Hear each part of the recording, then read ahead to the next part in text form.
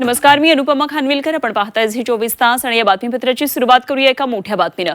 पाऊस नसल्यामुळे शेतकरी आता चिंतेत आहेत. विजय वडेट्टीवार यांनी म्हटलंय शेतकऱ्यांवर दुबार पेरणीची त्यामुळे वेळ येण्याची शक्यता आहे. बियाणं उपलब्ध करून देणं सरकारची जबाबदारी आहे. पत्राद्वारे सरकारकडे मागणी केली आहे असं वडेट्टीवार यांनी म्हटलंय.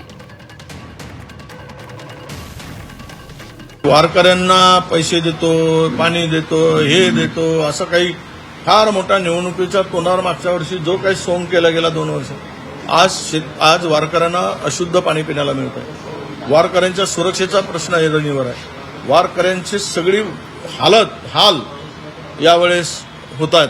हे सगळं वारकऱ्यांच्या अनेक तक्रारी येत आहेत. मी सुद्धा 1-2 दिवसामध्ये तुकोबाच्या दिंडीमध्ये मी सुद्धा जाणार आहे आणि ही परिस्थिती मी सुद्धा बघणार आहे. कारण मला पुढच्या 2-3 दिवसात मी त्याच्यामध्ये जायचं मी ठरवलं आहे. पण एक आहे की खूप लोकांनी फोन करून पिण्याच्या पाण्याची व्यथा आणि सुरक्षेची परिस्थिती, जर दरवर्षी निघणारी वारी आणि वारकरी संप्रदाय या संदर्भात सरकारच्या तोकड्या व्यवस्था आहेत, हे आता लपून राहिलेलं नाही आणि त्यामुळेच अशा प्रकारची घटना मोठ्या प्रमाणात घडत आहे.